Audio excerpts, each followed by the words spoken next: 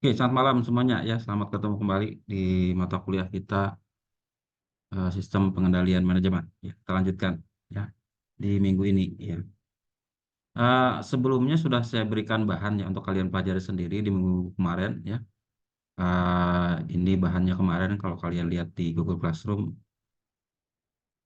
yaitu modul 9 pengaruh faktor situasional terhadap SPM. Kemudian eh, topik tambahan lagi mengenai kalau SPM itu terdapat faktor yang tidak dapat dikendalikan, ya uncontrollable factor. Ya. Kemudian hari ini kita lanjutkan, ya. Eh, Aspek lain lagi, kalau SPM itu digunakan untuk organisasi yang tidak mencari laba, ya. Kalau organisasi yang mencari laba itu mudah, yang terutama kalau kita menjalankan pengendalian hasil karena hasil yang kita inginkan sudah kita tahu ya laba. Nah kalau organisasi itu bukan mencari laba ini agak berbeda kasusnya, itu makanya kita terangkan di hari ini. Sebenarnya bahan ini sudah ada sebenarnya di rekaman yang faktor situasional ya. Ada kalau di bagian belakangnya ada saya terangkan di sana ya. Cuman ini saya ulang lagi di sini bahannya juga saya berikan modulnya silakan ambil yang dari saya sharing tadi itu. Terus supaya memperkaya pengetahuan kita juga nanti saya terangkan paper yang berkaitan dengan hal ini dalam konteks organisasi nirlaba dan pemerintahan. Ya. Organisasi nirlaba dan pemerintah sebenarnya agak beda sedikit, cuman kita bisa anggap jadi satu kelompok saja. Ya. Oke, baik, ini saya terangkan di hari ini ya mengenai bagaimana kalau SPM itu diterapkan buat organisasi yang tidak mencari laba. Ya, bagaimana kasusnya?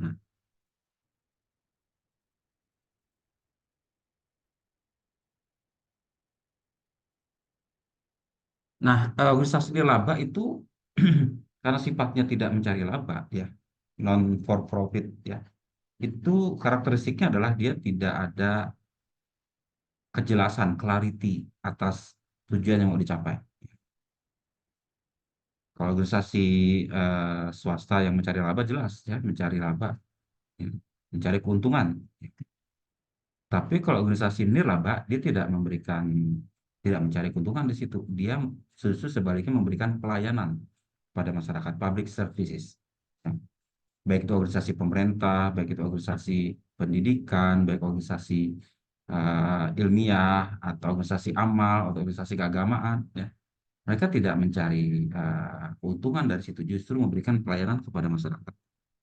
Nah, karena pelayanan itu susah diukur, ya, seperti apa itu? Itu agak agak repot kita mengukur bagaimana hasil yang mau dicari dari situ, ya. Nah, aspek pelayanan itu kan sesuatu yang tidak mudah diukur dan kasat mata sifatnya, ya. Kemudian juga pihak yang kita layani atau kalau organisasi pemerintah menyebutnya konstituen itu bisa saling berbeda satu dengan lain apa yang mereka inginkan. Ya. Itu juga menyebabkan ada benturan atau konflik di antara tujuan itu. Tujuan memberikan pelayanan di sisi lain, kalau memberikan pelayanan harus ada sumber dayanya, harus ada uangnya, harus ada orang yang mengerjakan. Itu ada timbul akhirnya konflik ya. Maksudnya ini kenapa pelayanannya kok nggak bagus ya? Di sisi lain kita juga punya uang. Bagaimana kita memberikan pelayanan yang bagus kita nggak. Nah, itu akan ada terus masalah seperti itu kalau organisasi nirlaba. Dan seringkali mereka juga mengalami apa ya kegagalan karena tadi itu ya antara pelayanan yang diharapkan atau diekspektasikan oleh masyarakat dengan sumber daya yang dia punya mungkin nggak memadai. Nah itu yang menyebabkan juga kesulitan dalam bagaimana menjalankan manajemen dan pengendaliannya. Ya. Dan kata lain sulit untuk merancang SPM-nya, ya, to desain SPM atau MCS-nya dan menilai efektivitasnya. Bagaimana kita menilai organisasi pemerintah itu efektif? Pemerintah daerah dianggap sukses misalnya ya. Dari mana ukurannya? Banyak sebenarnya, banyak ukurannya. Pelayanannya kan macam-macam. Ya. Nah, tugas pemerintah misalnya bukan hanya memberikan pelayanan umum, pelayanannya dalam semua aspek kebutuhan masyarakat. Hmm. Aspek kesehatan, pendidikan, apa, infrastruktur, sarana prasarana, kebersihan, ketertiban, nah itu banyak sekali kan kalau pemerintahan ya. Belum lagi misalnya organisasi pendidikan kayak sekolah. Nah, bagaimana menilai dia efektif? Apakah organisasi itu dinilai efektif kalau dia punya banyak uang? Enggak juga ya. Bisa universitas, kampus ya perguruan tinggi seperti kita ini, apakah dari mana nilai efektivitasnya? Apakah jumlah mahasiswanya, dengan kata lain jumlah uang yang diperoleh itu menunjukkan dia berhasil? Enggak juga ya, karena dia bukan nyari uang, tapi bagaimana memberikan pelayanan yang baik. Kalau organisasi pendidikan, bagaimana dia memberikan output pendidikan dan outcome yang juga bisa membantu eh, kemajuan masyarakat misalnya. Nah, itu sulit dinilainya ya. Nah, itu yang agak repot jadinya ya. Kemudian aspek kedua adalah ukur kinerjanya tadi itu, dengan kata lain juga sulit karena tidak ada kejelasan tujuan kinerja yang mau kita harapkan seperti apa, dia berhasil atau tidak, sulit diukur ya. Eh, Yaitu tingkat sejauh mana pencapaian tujuan, yaitu dalam penyediaan pelayanan yang bermutu kepada masyarakat, itu sulit diukur dalam ukuran keuangan. Ya. Sesuatu yang dianggap berhasil secara keuangan mungkin tidak menurut masyarakat. Bisa jadi pemerintah bisa menghemat uangnya dengan sangat baik ya. Uang yang tersisa di kas organisasi banyak ya, atau organisasi pemerintah banyak, tapi dia nggak memberikan pelayanan, itu sama aja tidak berhasil ya. Bukan karena memang tujuannya bukan itu ya. Dan kata lain sulit untuk menggunakan pengendalian hasil, menciptakan suatu pusat pertanggungjawaban yang sudah kita pelajari kemarin ya. Kemudian membandingkan kinerja itu dengan aktivitas lain, itu juga sulit. Misalnya di pemerintah itu ada dinas-dinas, itu nggak bisa dianggap satu berhasil dan lain, karena mereka ukurannya beda-beda ya. Kita dinas pendidikan, dinas kesehatan ya, dinas pekerjaan umum, dinas pertamanan dan kebersihan, itu beda ukurannya ya. Yang mereka kerjakan beda. Kalau kita samakan agak repot juga ya. Itu yang juga menyebabkan kesulitan di organisasi seperti ini ya. Kemudian aspek ketiga adalah eh, dia, kalau organisasi swasta kan cuma pemilik yang berkepentingan ya. Tapi kalau organisasi nirlaba biasanya pihak yang berkepentingan itu banyak ya. Apalagi kalau organisasi pemerintah ya. Masyarakat yang dilayani ya. Kemudian pihak legislatif sebagai perwakilan masyarakat, wakil rakyat ya. Kemudian media dan sebagainya ya. Itu menyebabkan semakin rumit scrutiny. Scrutiny itu semakin banyak orang memperhatikan, mengamati, meneliti, ya kan? Itu menyebabkan, karena semakin banyak orang memperhatikan, semakin rumit juga, ya. Dan ekstra demand, ya, ada tambahan permintaan dari banyak orang, misalnya proposalnya, kemudian tindakan, kemudian planning, budgeting dan sebagainya. Misalnya pemerintah sudah seperti itu, ya. Harus ada perencanaan penganggaran karena dia bertanggung jawab kepada rakyat. Uang dia dari uang rakyat ya, dari pajak rakyat, itu harus dipertanggungjawabkan dengan baik. Dengan cara apa? Dengan cara merencanakan uang itu seperti apa, digunakan untuk apa, dianggarkan, dan itu harus disahkan melewat prosedur formal dalam mekanisme pemerintahan gitu. Di organisasi yang nirlaba lain juga sama ya, pertanggungjawaban mereka harus sama. Kalau mereka terima uang, mereka harus buat LPJ, laporan pertanggungjawaban ya. Misalnya donor, pihak donor memberikan program ini dijalankan oleh organisasi NGO atau LSM ini, maka buat pertanggungjawabannya ya, karena itu menyangkut uang donor, uang pihak pendonor tadi itu digunakan untuk apa saja uang kami ini ya, itu harus buat seperti itu ya. Di satu sisi mereka punya kesulitan dalam mengukur, di sisi lain orang yang meminta itu semakin apa, semakin menuntut ya. Kalau di organisasi swasta tuntutannya hanya satu, kamu harus menghasilkan keuntungan dengan cara seefektif dan seefisien mungkin, udah sih, sederhana sih itu, dan kita bisa menuangkan dalam bentuk SPM yang baku ya. Tapi di organisasi nirlaba ini agak sulit ya, itu masalahnya. Kemudian ada legal constraint. Legal constraint itu aturan hukum ya, harus patuh atau compliant terhadap aturan hukum yang berlaku. Apalagi organisasi pemerintah itu kan harus ada dibakukan dalam aturan formal, dalam peraturan undang-undang, peraturan pemerintah, peraturan presiden turun ke bawah, peraturan daerah, peraturan wali kota, bupati ya. Itu ada aturan-aturan yang yang secara ketat diatur, sehingga dengan kata lain itu semakin meningkatkan apa yang kita ketahui sebagai pengendalian tindakan, action control, semua diatur ya. Bahkan kalau Anda lihat di pemerintahan itu semua diatur dengan sangat detail. Ini harus begini langkahnya, situasinya harus begini, begini, begini, prosedur tata ruang seperti ini ya. Coba kalian yang biasa baca undang-undang pemerintah itu diatur dengan sangat ketat karena memang itu harus seperti itu. Nah, waktu action controlnya sangat diatur ya. dan akan meningkatkan biaya dalam hal pengendaliannya. Ya. Nah, apa pemberian dalam kondisi seperti ini pemberian insentif agak susah dilaksanakan. Ya. Kenapa?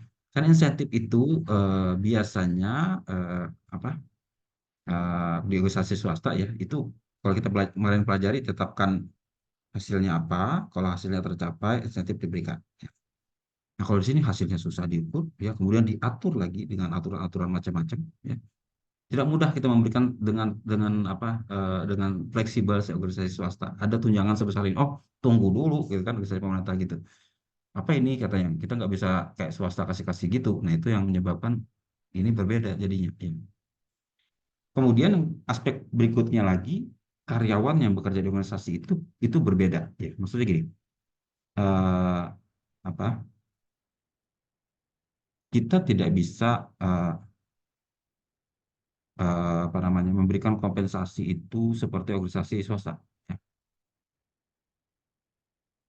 Sifatnya tidak kompetitif. Ya, kalau organisasi swasta kan siapa yang berhasil, siapa yang berprestasi akan diberikan kompensasi yang lebih. Ya. Di organisasi swasta bukan berarti nggak bisa ya, cuman eh, aturannya membatasi betul apa hal-hal seperti itu. Biasanya rakyat akan marah. Oh banyak betul ya apa eh, kompensasinya diberikan. Biasanya ada semacam itu kan agak susah ya, karena masyarakat ini eh, kok gajinya besar sekali apa saja kerjanya kan. Jadi ada semacam kondisi di mana kita tidak bisa menggunakan uang itu dengan leluasa digunakan sebagai bentuk kompensasi ya, karena ini uang rakyat. Dan juga selalu ada gambaran bahwa buat organisasi nilaba seperti ini mereka harusnya mengabdi bukan mencari duit di situ. Nah, ini agak problematis buat mereka yang pegawai negeri ya. Pegawai negeri sehingga orang sudah mengatakan kalau jadi pegawai negeri bukan cari kaya di situ ya, itu kan orang mengabdi, abdi negara, abdi masyarakat ya, bukan cari uang di situ. Nah, di sisi lain itu juga akan tadi itu ya, kita jujur saja akan kurang efek motivasinya kalau kita tidak memberikan kompensasi ya yang sepadan dengan itu ya. Kemudian juga apa orang yang bekerja di LSM semacam ini sebenarnya ya tersaring dengan sendirinya. Ya, maksudnya mereka yang benar-benar mau bekerja di organisasi semacam ini, yang nirlaba semacam ini, memang orang yang sudah komit, ya, mau mengabdi, mau melayani masyarakat. Dia mungkin tidak mencari motif keuangan di situ. Berarti memang dia memang sungguh-sungguh panggilannya untuk mengerjakan di situ. Itu bagus di sisi lain. Karena apa? Karena itu berarti menunjukkan mereka komit. Ya, komit itu adalah satu bentuk pengendalian personalia. Ya, kita memilih orang yang memang niat betul bekerja di situ, dia bisa mengerjakannya dengan sungguh-sungguh. Nah, itu sudah konsep pertama dalam pengendalian personalia dan juga pengendalian budaya. Ya, ada budaya budaya mengabdi, budaya melayani semacam itu uh, akan tumbuh karena memang orangnya memang berniat untuk mengabdi di situ. Itu salah satu bentuk positifnya, yaitu. Ya. Jadi mereka bukan motif mencari uang memang di situ. Misal kerja di Palang Merah ya gitu kan, ya pemuda pengabdian ya Palang Merah Indonesia misalnya, atau organisasi apa itu gerakan pemberdayaan masyarakat atau apa gitu macam-macam kan, yang pada intinya adalah memang mau eh, memberikan manfaat besar bagi masyarakat. Mereka kan nggak cari duit sebenarnya, mau memajukan masyarakat dengan niat tulus ya seperti itu ya. Namun demikian, organisasi laba dengan organisasi laba sebenarnya sama saja dalam beberapa hal, ya, tapi berbeda dalam tadi yang sudah saya terangkan. Tapi kesamaannya adalah mereka juga perlu pengendalian yang baik, ya.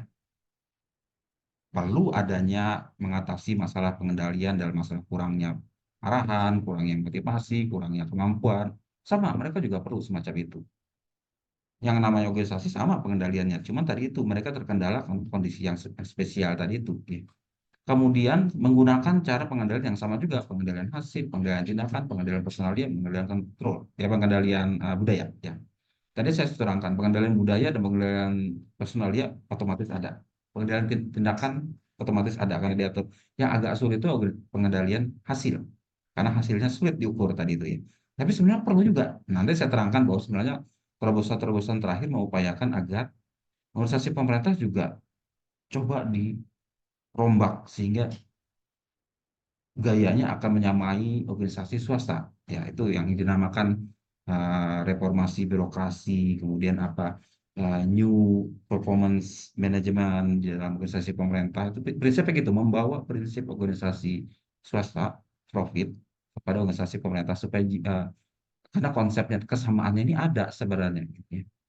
Itu yang dicoba diterapkan di organisasi pemerintah sekarang ini atau organisasi swasta nirlaba lainnya ya. Nah, namun perbedaannya tadi itu ya, perbedaannya adalah juga eh, apa namanya, prinsip command and control itu sulit dilaksanakan dengan efektif ya. Tidak bisa atasannya langsung perintah ke bawahannya kayak gitu ya, kayak akan ada proses di mana ada diciptakan dulu konsensus ya kan.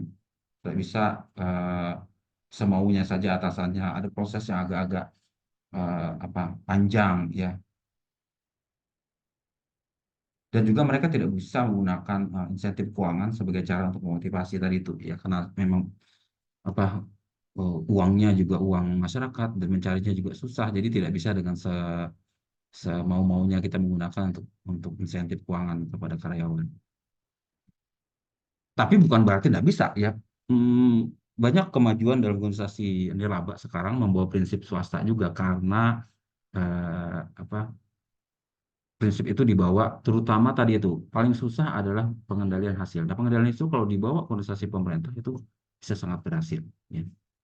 Dicontohkan oleh beberapa kepala daerah yang agak merubah budaya itu sebenarnya bagus. Ya.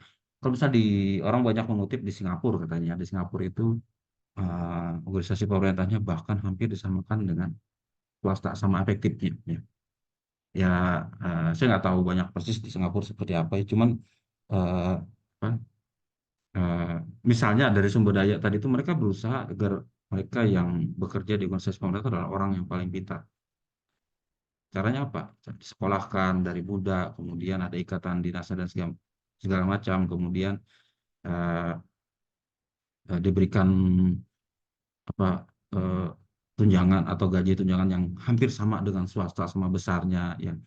Eh, Mungkin tujuannya itu ya, jangan cari orang yang tidak mampu bekerja di situ, tapi orang organisasi apa orangnya yang memang sudah benar-benar orang yang hmm, memadai secara kemampuan, kompetensi. Nah, itu yang apa, yang seharusnya bisa dibawa ini walaupun ini masih berkembang sampai sekarang. Ya, di pemerintahan diterapkan berbagai macam reformasi birokrasi. Ya, birokrasi tidak apa, jangan hanya terpaku pada mengerjakan prosedur saja ya. Yang paling karena tadi itu kelemahannya adalah yang tidak ada orientasi hasil tadi itu. Mereka ya bekerja asal bekerja tidak melihat hasilnya apa. Nah, itu. Tapi sekarang organisasi masyarakat juga banyak ya dalam perencanaan mereka sudah pelan-pelan menetapkan ini hasil yang mau kita capai, ini yang mau kita jalankan. Ya. Nanti di diskusi kita minggu datang akan saya berikan bahan juga buat kita diskusikan bagaimana organisasi pemerintah menetapkan goalnya itu sehingga mereka bisa mencapainya. Ya. Dan itu harus diterapkan dengan konsisten sebagai bentuk pengendalian. Ya. Itu akan nanti kita akan bahas di minggu datang ya berkaitan ini dengan hal tersebut ya. Nah, selanjutnya saya terangkan lagi ya, ada saya kasih paper tadi ya di dalam bahasa Inggris ya. Ini ini judulnya manajemen control. Saya perbesar dulu. Manajemen control, result oriented control and public sector performance. Ya. Evidence from new public management. Nah, ini maksudnya paper ini adalah dia mau mengukur kalau budaya organisasi di pemerintahan atau public sector itu berorientasi hasil, ya berarti mengedepankan pengendalian hasil. Itu bagaimana caranya atau bagaimana terjadinya seperti apa ini diteliti di sini ya. Jadi dia mau meneliti bagaimana suatu kebijakan ada perubahan menurut apa yang disebut new public management ya. New public management ini istilah mungkin sekalian sudah mengambil akuntansi sektor publik ya.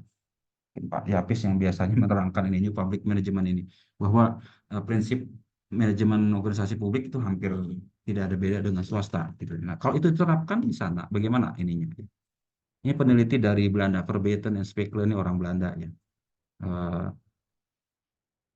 Eh, di sana dia meneliti eh munisipal ya kalau nggak salah ya. Iya, di pemerintah daerah di Belanda sana itu ya, bagaimana menerapkannya ya.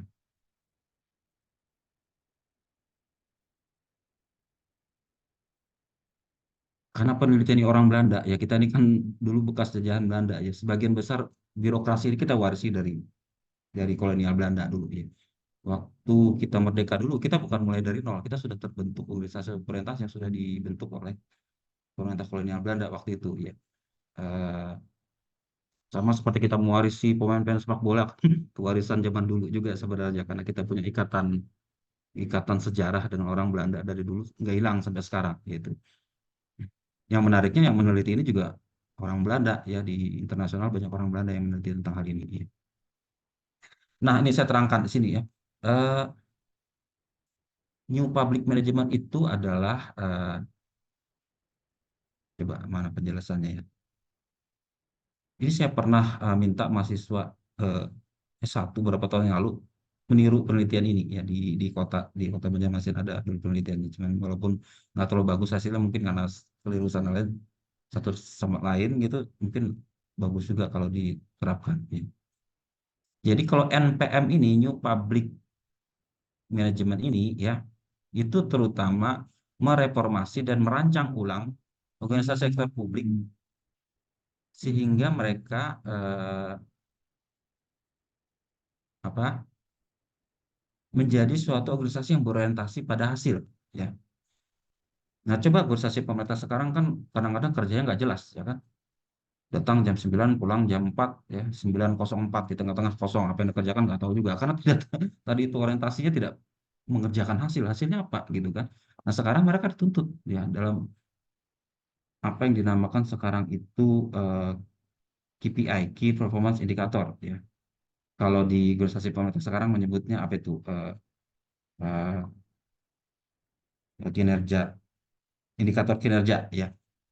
IKU, indikator kinerja utama. Kemudian ada indikator kinerja tambahan, ya, indikator kinerja utama IKU. Nah, di masing-masing unit mereka ada indikator kinerjanya. Nah, itu ya merupakan hasil sekarang. Jadi banyak perubahan sekarang itu mengacu pada NPM ini. Ya. Nah, peneliti ini berasumsi bahwa kalau organisasi itu menerapkan budaya berorientasi hasil, jadi budaya kita pelajari kemarin sudah merupakan norma, mereka berorientasi pada hasil, itu akan berkontribusi positif buat kinerja organisasi. Jadi kinerja organisasi akan semakin baik kalau dia berorientasi pada hasil di organisasi pemerintah. Ya. Di organisasi swasta sudah berlaku ini, cuma di organisasi pemerintah apa ini berlaku ya. Kemudian penggunaan sistem pengukuran kinerja, ya IKU tadi itu, untuk akuntabilitas itu mendukung budaya berorientasi hasil. Ya. Kemudian untuk mencapai budaya orientasi hasil itu harusnya itu dikaitkan juga dengan gaji dan promosi. Ya. Kita nggak menyebut tunjangan atau insentif kalau di organisasi swasta mungkin tidak terlalu eh, terus terang seperti itu ya, tapi ini dikaitkan dengan kemungkinan adanya kenaikan jabatan dan sebagainya. Ya. Kemudian penggunaan ukuran kerja akan mendukung apa yang dinamakan learning. Ya. Nah, jadi ada juga hal lain misalnya eh, aturan dan prosedur yang berlaku, kemudian desentralisasi pengambilan keputusan, akhirnya dibuatlah kerangka pemikiran seperti ini. Ini kalau kalian skripsi nanti biasanya dibuat kerangka, kerangka pemikiran, kerangka konseptual, nah seperti ini. Jadi di tengah ini budaya berorientasi hasil itu akan berkonsekuensi pada kinerja yang lebih baik.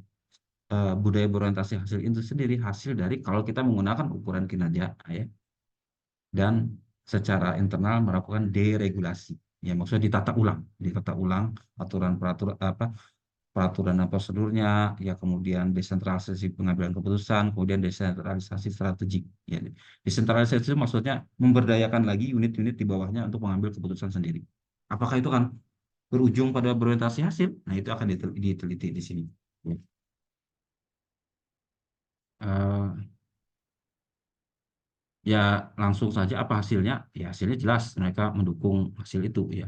Kalau eh, apa?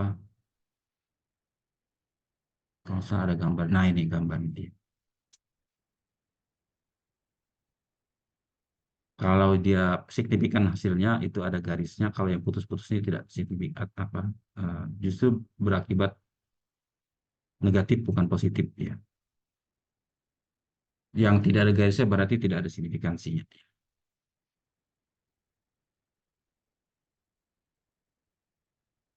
Nah,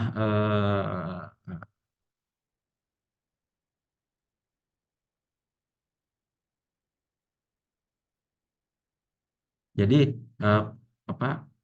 Kalau di apa penetapan target ternyata tidak berkaitan langsung dengan budaya berorientasi hasil, tapi berukuran dengan kinerja. Ya, ini artinya seperti itu. Kemudian eh, apa eh, insentif tidak berkaitan, tapi yang dia hipotesiskan tidak semua berlaku. Nah, mungkin konteksnya berbeda di sini ya. Biasanya penelitian begitu seperti itu ya, tidak semua yang kita hipotesiskan akan berlaku, tapi mungkin berbeda. Ini yang terangkan di sana. Ya. Jadi saya langsung ambil kesimpulannya saja supaya mempersingkat ya.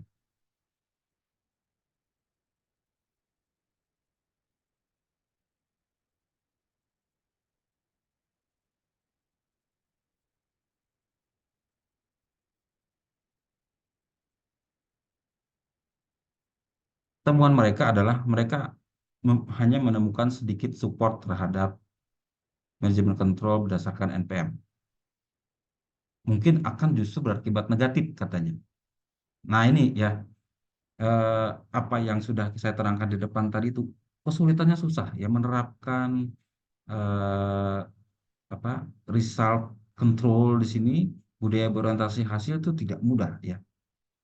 Itu sebabnya karena saya sudah jelaskan di depan tadi bahwa sulit mengukur kinerja itu sendiri dan kejelasan goalnya pun sulit. Itu mungkin yang penelitian di sini mungkin kurang terlalu menggali lagi kenapa itu terjadi. Nah, justru dia tidak menemukan di sini eh, apa budaya berorientasi hasil itu tidak mudah dijalankan. Misalnya hanya dengan membuat ukuran kinerja seperti IKU dan sebagainya itu. Ya. Eh, ada banyak hal yang eh, apa, menyebabkan itu tidak berjalan dengan baik. Eh, apa nanti saya jelaskan juga di universitas swasta juga mungkin hampir sama ya.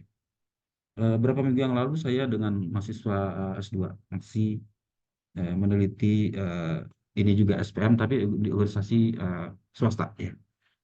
Beberapa hal itu juga sama seperti ini. Tidak semua aspek itu akan berujung pada kinerja yang lebih baik lagi. Ya. Eh, penggunaan ukuran apa pengendalian hasil, pengendalian tindakan, kemudian pengendalian budaya itu pengendalian hasil dan pengendalian tindakan tidak selalu bermuara pada kinerja yang lebih baik. Tapi kalau pengendalian personalia dan pengendalian budaya itu akan selalu berhubungan dengan hasil. Nah, itu yang juga masih merupakan puzzle sebenarnya ya. Kami masih meneliti lebih lanjut kenapa seperti ini. Ya. Karena memang seperti kita ketahui kemarin ya, kita juga pelajari di faktor situasional, tidak selalu itu diterapkan di organisasi tertentu. Ada banyak hal yang berpengaruh satu dengan lainnya sehingga tidak mudah kita menggariskan bahwa kalau kita menerapkan SPM dengan baik seperti ini akan berujung pada kinerja yang lebih baik lagi. Banyak faktor yang kita harus gali kenapa ini tidak, kenapa iya. Seperti itu. Nanti saya jelaskan kalau ada kesempatan waktu menerangkan paper mahasiswa tersebut ya. Saya kemarin presentasikan di konferensi internasional di Malaysia, walaupun saya nggak pergi ke Malaysia secara online saja. Ya. Mewakili mahasiswa yang kebetulan dia kerja nggak bisa hadir hari itu, terpaksa saya mewakilinya. Itu ya, jadi ini ya, dia tidak ini penelitian ini tidak menemukan dukungan bahwa penggunaan penggunaan pengukuran kinerja itu akan bisa berujung pada budaya yang lebih baik dan pada kinerja. Ini masih puzzle ya. Ini coba sepintas saja saya terangkan akan menjelimet di menerangkannya di sini, cuma sepintas saya terangkan seperti itu. Ya kembali lagi ke sini ya, tidak mudah memang di organisasi pemerintah itu tantangan besar, tapi bukan berarti tidak bisa ya. Ini tidak mudah ya, kesulitan, lack of goal clarity, kemudian difficulty mengukur kinerjanya, kemudian ada legal constraint dan sebagainya, itu menyebabkan SPM tidak mudah dengan eh, apa diterapkan dengan baik. Cuman ini bukan berarti nggak bisa, cuman pelan-pelan bisa. Ya. Pelan-pelan bisa, mungkin caranya berbeda, kondisinya berbeda, itu juga harus kita pahami seperti itu. Ya. Oke, itu ya sekilas gambaran gambaran saya untuk topik ini. Ya. Eh, kita akan lebih mendalami lebih lanjut di diskusi selanjutnya ya, berkaitan dengan hal ini. Ya. Oke, itu ya. Ada pertanyaan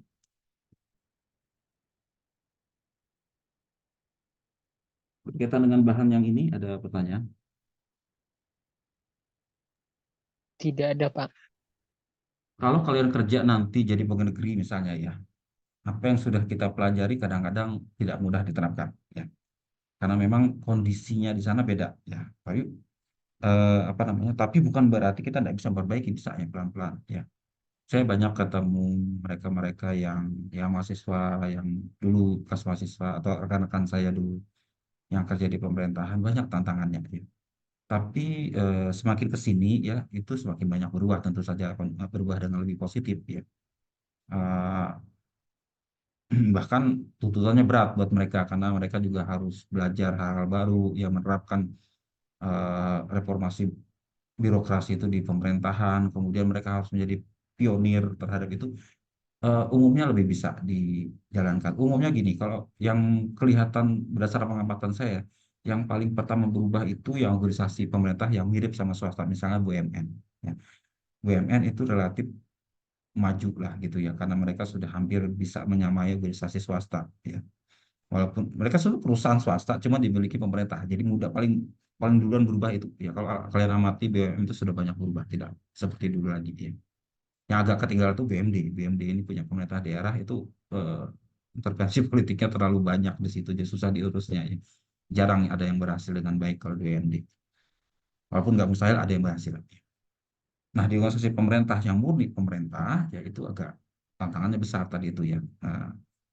Tapi karena perubahan yang terus-menerus ya banyak peraturan yang menuju ke sini banyak berubah. Ya, itu saya positif ke depannya akan banyak perubahan ya seiring dengan apa proses demokrasi kita dengan semakin lebih baik, berarti harus ada pertanggungjawaban kepada masyarakat untuk pekerjaan mereka. Di samping juga ada pengendalian yang lebih baik melalui pengawasan secara eksternal dari pihak BPK dan BPKP yang itu amat memudahkan memantau pertanggungjawaban akuntabilitas di pemerintahan.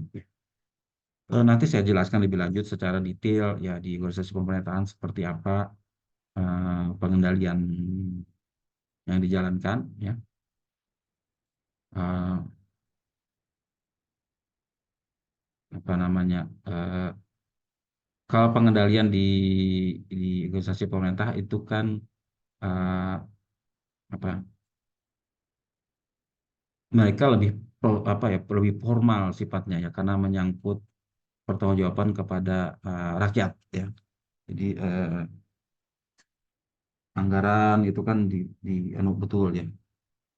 Nah, sekarang susah melakukan penyelewengan macam-macam karena sampai hal-hal detail sekalipun diperiksa sama BPK. Gitu.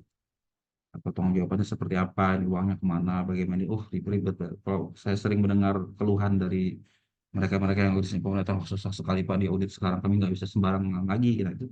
Itu salah satu bentuk pengendalian sebenarnya, pengendalian yang sifatnya eksternal. Tapi yang kita pelajari sih kan pengendalian manajemen. Pengendalian manajemen itu dari atasan ke bawahannya.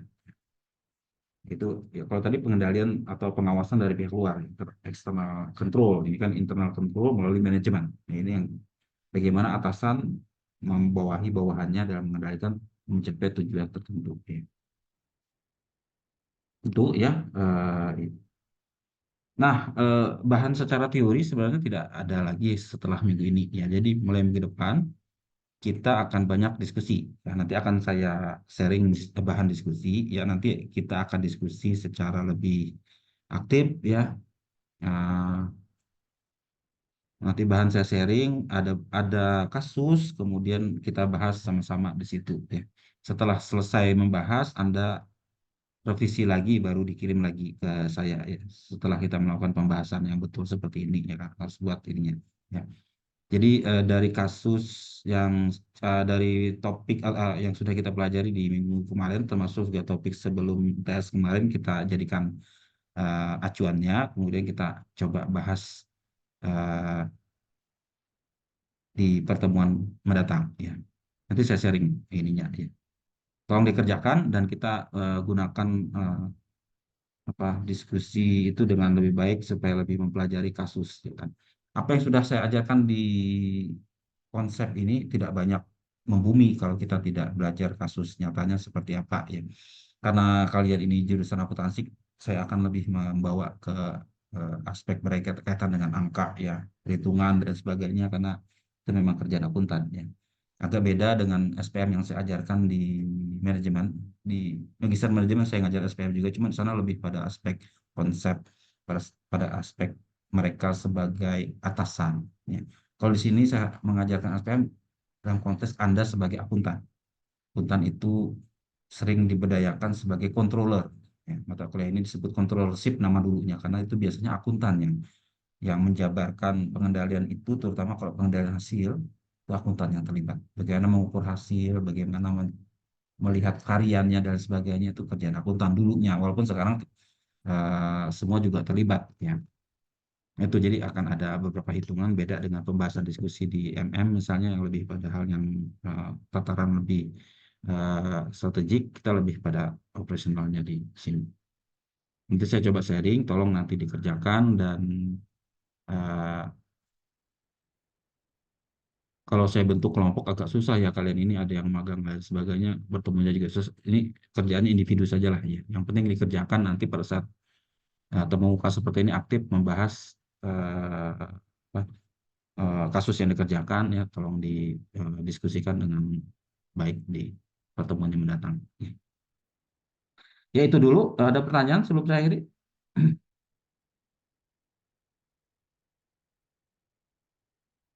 Nggak ada? Ya. Kalau nggak ada kita diskusi lebih dekat, lebih lebih dalam lagi di minggu mendatang ya. Tolong tugas yang saya minta kerjakan di 2 minggu terakhir kemarin dikerjakan ya. Ada yang masih belum mengerjakan ya. Saya lihat lagi ada. Kemarin kan saya minta mengerjakan apa itu? Nih, saya bikin soal ya 7 orang masih belum mengerjakan. Kalau tidak mengerjakan saya anggap tidak hadir ya. Yang modul 9, kemudian modul 10 ada 10 orang yang belum mengerjakan ya tolong dikerjakan ya. Saya anggap tidak hadir kalau tidak mengerjakan ya tolong dikerjakan dan juga nanti saya berikan komentar kalau ngawur saya kembalikan suruh kerjakan lagi ya kan. Ngawur itu asal bikinnya dia nggak baca bahan cuma asal saya tahu aja tuh kalau nggak baca ngawur jawabnya ya. Oke, ya tolong dikerjakan itu sebagai bukti kalian hadir di pertemuan ya. Saya nggak ngitung apa ngirim, tapi saya lihat isinya juga. Kalau isinya ngawur, saya anggap hadir juga. Ya. Tolong dilihat lagi, diperbaiki. Perlu. Oke, kalau tidak ada pertanyaan, saya akhiri ya. Di minggu depan mungkin kalau agak panjang mungkin bisa sampai 2 jam ya.